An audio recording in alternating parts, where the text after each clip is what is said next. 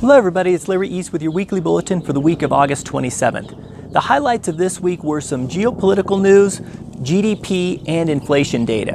On the geopolitical front, it was about NAFTA and the U.S. negotiations between Mexico and Canada in revamping the NAFTA agreement. We did come to a tentative agreement with Mexico this week, and as the week ended, there was no agreement that I'd heard of about from Canada. So that's still ongoing.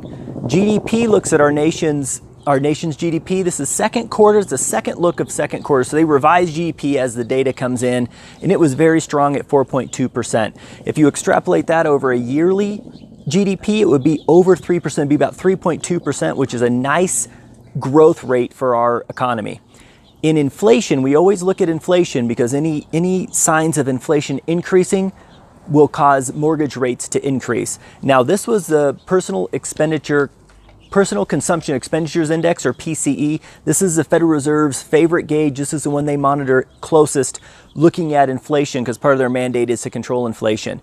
And it was significant. This was for July, and it hit the Fed's target of 2%. The core rate, which strips out food and energy, went from 1.9% at the last reading to 2%, which has been a long time target for the Federal Reserve, keeping inflation around 2%. So that was significant. And that, I think, opened up the discussion and definitely the higher probabilities of future Fed rate hikes.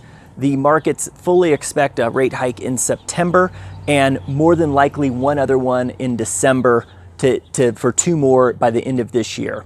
In housing data, we had two reports.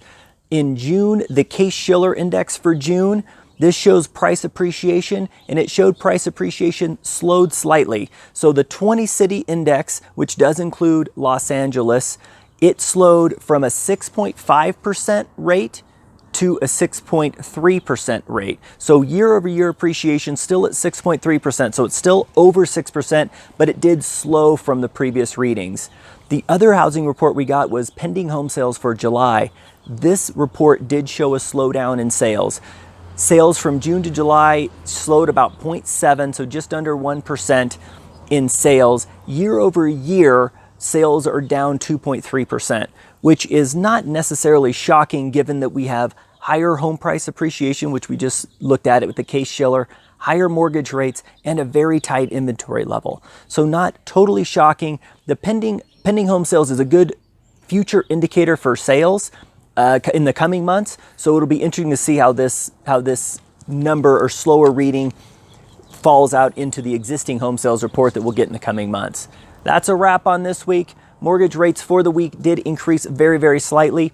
So if you have any questions, need any assistance, please feel free to reach out to me. Thank you very much for all your comments, and thank you very much for watching. Take care.